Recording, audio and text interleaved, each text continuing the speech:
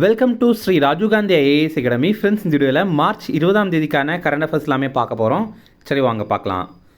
Friends, இந்த வீடியோடைய notes எல்லாமே கீழே பிடிஎஃபாக டிஸ்கிரிப்ஷன் கொடுத்துருக்கோம். அதெல்லாமே கிளிக் பண்ணி டவுன்லோட் பண்ணிச்சிங்க. அப்புறம் நம்ம டெலகிராம் குரூப்லேயே லிங்க்மே கீழே டிஸ்கிரிப்ஷன் கொடுத்துருக்கோம். அதிலேயுமே கிளிக் பண்ணி ஜாயின் பண்ணிங்க. நம்முடைய டெலகிராம் குரூப்பில் கரண்ட் அஃபேர்ஸ் குவீசஸ் நடத்திட்டு வரோம். நீங்களுமே ஜாயின் பண்ணி அட்டன் பண்ணிக்கலாம். ஓகே, சரி வாங்க பார்க்கலாம். ஃபஸ்ட்டு, 2026 உலகின் மகிழ்ச்சியான நாடுகள் பட்டியலில் இந்தியா பிடித்த இடம் எது? இதற்கான ஆன்சர் 116. இப்போ பார்த்திங்க அப்படின்னா வேர்ல்டு ஹாப்பினஸ் ரிப்போர்ட் வந்து வெளியிட்டிருக்காங்க. இதில் ரொம்ப மகிழ்ச்சியான நாடு அப்படின்னு முதலிடம் பெற்றது ஃபின்லாந்து. தொடர்ந்து 9 ஆண்டுகளாக ஃபின்லாந்து தான் முதலிடத்தில் இருக்காங்க.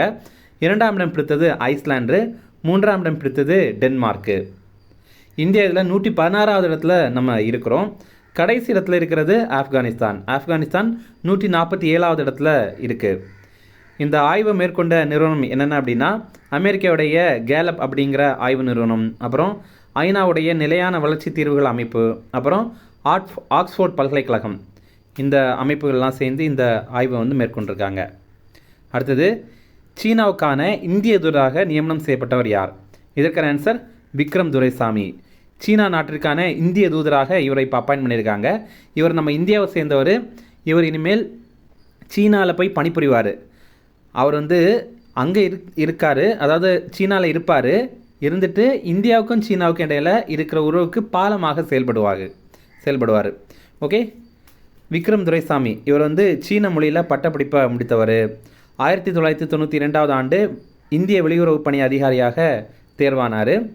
இவர் ஏற்கனவே வெளியுறவு தூதராக சில நாடுகளில் இருந்திருக்காரு. அது எங்கெங்க அப்படின்னா உஸ்பெகிஸ்தான், கொரிய குடியரசு, அடுத்தது வங்கதேசம், பிரிட்டன், இங்கெல்லாம் இருந்திருக்காரு. இப்போ வரைக்கும் சீனாவுக்கான இந்திய தூதராக இருக்கிறவர் பிரதீப் குமார் ராவத் அப்படிங்கிறவர்.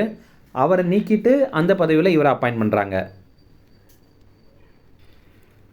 ஃப்ரெண்ட்ஸ், நம்ம ராஜீவ்காந்தி ஐஏஎஸ் அகாடமியில் இந்த ஆண்டு நடைபெற போகிற டிஎன்பிஎஸ் குரூப் 1 எக்ஸாமுக்கான ப்ரிலிம்ஸ் டெஸ்ட் சீரிஸ் ஸ்டார்ட் பண்ணியிருக்கோம். ரொம்ப குறைந்த கட்டணத்தில் இதை நம்ம நடத்துகிறோம். ஸ்க்ரீனில் தெரிகிற நம்பருக்கு நீங்கள் கால் பண்ணி பேசி இதில் ஜாயின் பண்ணிக்கலாம். அதே மாதிரி இந்த ஆண்டு நடைபெற போகிற டிஎன்பிஎஸ்சி குரூப் 2 எக்ஸாமுக்கான ப்ரிலிம்ஸ் டெஸ்ட் பேட்சுமே ஸ்டார்ட் பண்ணியிருக்கோம். இதேமே குறைந்த கட்டணத்தில் நடத்துகிறோம். ஸ்க்ரீனில் தெரிகிற நம்பருக்கு நீங்கள் கால் பண்ணி பேசி இதில் ஜாயின் பண்ணிக்கலாம்.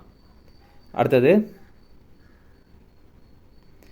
சென்னை வானிலை ஆய்வு மையத்தின் புதிய தலைவராக பொறுப்பேற்றவர் யார்? இதற்கான ஆன்சர் சிவானந்த தாமோதர பை. இப்போ பார்த்தீங்க அப்படின்னா ரீஜனல் மெட்ராலஜிக்கல் சென்டர் இது சென்னையில் இருக்குது. இது பார்த்திங்கன்னா சென்னை தென்மண்டல வானிலை ஆய்வு மையம் அப்படின்னு சொல்லுவாங்க. அதோடைய தலைவராக இவரை இப்போ அப்பாயின்ட் பண்ணியிருக்காங்க. இவர் சில முக்கியமான விருதுகள் பெற்றிருக்காரு. அதை பற்றி பார்க்கலாம். 2008வது ஆண்டு இந்திய வானிலை ஆய்வு மையத்துடைய சேவை விருது பெற்றிருக்காரு. அப்புறம் 2016வது ஆண்டு பருவமழை ஆராய்ச்சி குறித்த சிறந்த கட்டுரைக்கான விருது பெற்றிருக்காரு. அப்புறம் 2024வது ஆண்டு உலக வானிலை அமைப்புடைய பாராட்டு சான்றிதழுமே இவர் பெற்றிருக்காரு. அடுத்தது, குழு மத மாற்றத்தில் ஈடுபடுபவர்களுக்கு ஆயுள் தண்டனை அறிவித்த மாநிலம் எது? இதற்கான ஆன்சர் சத்தீஸ்கர். இப்போ பார்த்திங்க அப்படின்னா சத்தீஸ்கரில் ஒரு பில் பாஸ் பண்ணியிருக்காங்க. அதோடைய பேர் இந்த சத்தீஸ்கர் தரம் சுதந்திர விதேயக் அப்படிங்கிறது தான். இங்கிலீஷில் ஃப்ரீடம் ஆஃப் ரிலீஜியன் பில் அப்படின்னு சொல்கிறாங்க. மத சுதந்திர மசோதா அப்படிங்கிறது தான். ஏற்கனவே நம்ம நேத்திக்குள்ள கரண்ட் அஃபேர்ஸில் பார்த்துருப்போம். மகாராஷ்டிராவில் இதை பாஸ் பண்ணியிருப்பாங்க அப்படின்னு. இப்போ பார்த்திங்கன்னா இதை சத்தீஸ்கர்லேயும் கொண்டு வந்துட்டாங்க. இதில் என்ன அப்படின்னா யாராவது ஒருத்தர் வந்து ஒரு குழு மக்களை மதம் மாற்றம் பண்ணுறாங்க அப்படின்னா அவருக்கு ஆயுள் தண்டனை விதிக்கப்படும். அதே மாதிரி மதம் மாற்றத்தையுமே தடை பண்ணுறாங்க. எந்த மாதிரிப்பட்ட மதமாற்றம் அப்படின்னா கட்டாயமாகவோ அல்லது மோசடியாகவோ அல்லது திருமணத்திற்காகவோ மதமாற்றம் செய்தாங்க அப்படின்னா அதை வந்து தடை பண்ணுறாங்க. அதே மாதிரி பரிசுகள், நிதியுதவி, வேலைவாய்ப்பு, மருத்துவ வசதிகள், இந்த மாதிரிப்பட்ட விஷயத்திற்காக ஒருத்தங்களை வந்து மதம் மாற்ற வைக்கிறாங்க அப்படின்னா அது எல்லாத்தையுமே இந்த ஒரு சட்டத்தின் மூலமாக ஏமாற்று வார்த்தைகள் அப்படின்னு கிளாஸிஃபை பண்ணியிருக்காங்க. அடுத்தது, ஒருத்தங்க மத மாற்றத்திற்காக திருமணம் பண்ணுறாங்க அல்லது திருமணத்திற்காக மத மாற்றம் பண்ணாங்க அப்படின்னா அந்த திருமணமே செல்லாது அப்படின்னு அறிவிச்சிருக்காங்க. அடுத்தது, பூமிகா ஸ்ரேஸ்தா எந்த நாட்டின் முதல் திருநங்கை நாடாளுமன்ற உறுப்பினர்? இதற்கான ஆன்சர் நேபாளம். இப்போ பார்த்திங்க அப்படின்னா பூமிகா ஸ்ரேஸ்தா அப்படிங்கிறவங்க நேபாள் இருக்குல்ல, அதோடைய முதல் நாடாளுமன்ற திருநங்கை எம்பியாக மாறியிருக்காங்க. இவங்க ராஷ்ட்ரிய சுதந்திர பார்ட்டி அப்படிங்கிற கட்சியை சேர்ந்தவங்க. இந்தியாவிலேருந்து இது வரைக்கும் எந்த ஒரு எம்பியுமே திருநங்கையாக இருந்தவங்க எம்பி ஆனது கிடையாது. நேபாளில் இந்த மாதிரி ஆயிருக்காங்க. அடுத்து முக்கிய தினங்கள் பார்க்கலாம். உலக மகிழ்ச்சி தினம், இது வந்து மார்ச் 20ஆம் தேதி. இன்டர்நேஷ்னல் டே ஆஃப் ஹாப்பினஸ், இந்த ஆண்டுக்கான கருப்பொருள் அன்பும் பகிர்வும் அப்படிங்கிறது தான். இங்கிலீஷில் கேரிங் அண்ட் ஷேரிங் அப்படிங்கிறது தான். ஓகே, இனி ரிவிஷன் பார்க்கலாம். 2026 உலகின் மகிழ்ச்சியான நாடுகள் பட்டியலில் இந்தியா பிடித்த இடம் எது? இதற்கான ஆன்சர் 116.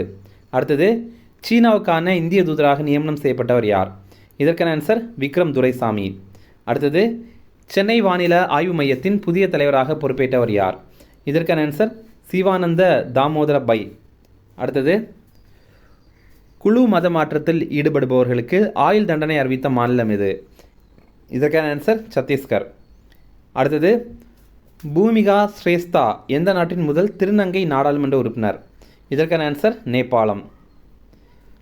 அப்புறம் நம்ம போன வீடியோவில் ஒரு ப்ரீவியஸ் இயர் கேள்வி கேட்டிருந்தோம், அதற்கான ஆன்சர் பார்க்கலாம்.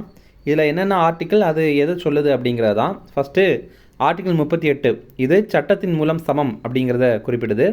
அப்புறம் ஆர்டிக்கிள் 39, இது குழந்தை தொழிலாளர் முறையை பற்றி பேசுது. அப்புறம் ஆர்டிக்கிள் 40, இது கிராம பஞ்சாயத்து நிர்வாகம் பற்றி பேசுது. அடுத்தது ஆர்டிக்கிள் 43, இது வந்து வேலைக்கு ஏற்ற ஊதியம் பற்றி பேசுது. ஓகே, அப்போ கரெக்டான ஆன்சர் வந்து ஆப்ஷன் ஏ 1 2 3 4 அப்படிங்கிறது தான். அப்புறம் இன்றைக்கான கேள்வி, சில முக்கியமான விஷயங்கள், அது வந்து எந்த ஆண்டு நடைமுறைக்கு இந்தியாவில் வந்துச்சு அப்படிங்கிறது தான். இதில் வந்து இடது பக்கத்தில் பார்த்தீங்கன்னா வாக்களிக்கும் வயது 21 18 குறைப்பு, அது எந்த ஆண்டு அப்படிங்கிறத நீங்கள் சொல்லணும். அதே மாதிரி மின்னணு வாக்குப்பதிவு இயந்திரம் தேர்தலில் பயன்படுத்தப்பட்டது, அது எந்த ஆண்டு, அது ஒரு கேள்வி. அப்புறம் கட்சி தாவல் தடை சட்டம், அது எந்த ஆண்டு இயற்றப்பட்டது. அப்புறம் வெளிநாட்டு வாழ் குடிமக்களுக்கு வாக்குரிமை, அது எந்த ஆண்டு வழங்கப்பட்டது. இதெல்லாமே பொறுத்துக அப்படிங்கிற வடிவில் கேட்டிருக்காங்க. நீங்கள் வந்து இதில் எது கரெக்டான ஆன்சர் அப்படிங்கிறத கமெண்ட் பண்ணுங்கள். ஓகே, நேத்திக்குள்ள வீடியோவில் நிறைய பேர் கரெக்டாக கமெண்ட் பண்ணியிருந்தீங்க, எல்லாருக்குமே வாழ்த்துக்கள். இன்றைக்குமே எல்லாருமே கரெக்டாக கமெண்ட் பண்ணுங்கள். இந்த வீடியோ பிடிச்சிருந்தால் கண்டிப்பாக லைக் பண்ணுங்கள், நம்மளுடைய சேனலுக்கு சப்ஸ்கிரைப் பண்ணிச்சிங்க. அதே மாதிரி பார்த்திங்கன்னா நம்ம வந்து ஒவ்வொரு மாதத்திற்கும் முக்கியமான 100 கரண்ட் அஃபேர்ஸ் போட்டிருக்கோம். அது நீங்கள் இன்னும் பார்க்கல அப்படின்னா இந்த வீடியோடைய டிஸ்கிரிப்ஷனில் லிங்க் கொடுத்துருக்கோம், அதை கிளிக் பண்ணி பாருங்கள். அது உங்களுக்கு கண்டிப்பாக பயனுள்ளதாக இருக்கும். Okay, thank you.